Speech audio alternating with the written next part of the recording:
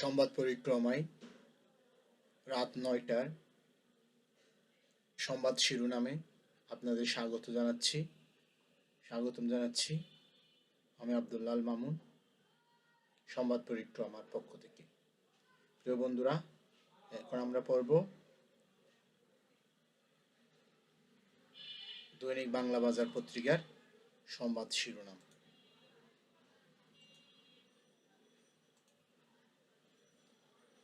প্রিয় বন্ধুরা,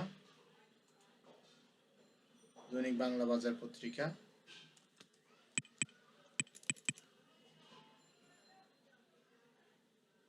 e paper আমরা গুগল ক্রোমে সার্চ দেব।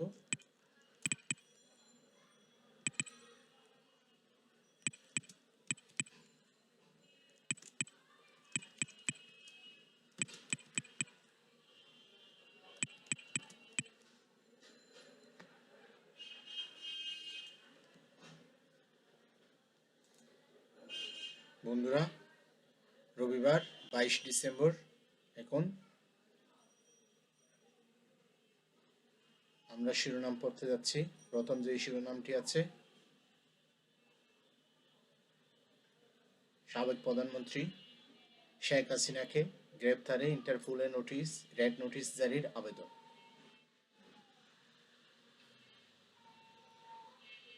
তারপরে শিরোনাম, শাহবাগ ছাড়লেন চিকিৎসকরা, কর্মবিরতি চলবে। তারপরে শিরোনাম, মাওয়া এক্সপ্রেসওয়ে দুর্ঘটনায় নিহত 1, আহত 15।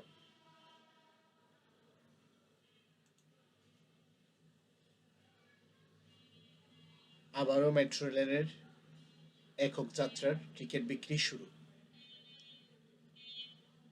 গণঅভ্যুত্থানে শহীদ ও আহতদের প্রাথমিক তালিকা প্রকাশ। বন্ধুরা, আমরা এই সংবাদটি পরে দেখতে যাচ্ছি।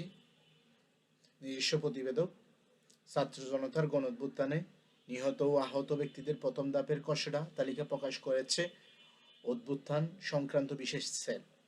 এতে 858 জন নিহত এবং 11,551 জন আহতের তথ্য প্রকাশ করা হয়েছে। শনিবার 21 ডিসেম্বর সেলের দলনেতা অতিরিক্ত সচিব খন্দকার জহিরুল ইসলাম সই করা এক বিজ্ঞপ্তিতে এই তথ্য জানানো হয়।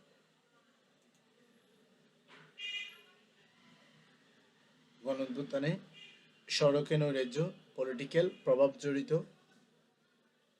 নাহিদ ইসলাম, তথ্য উপদেষ্টা নাহিদ ইসলাম।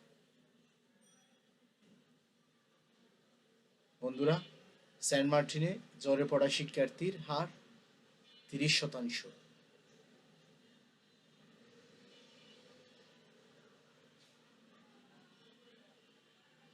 এখন এই পর্যন্ত।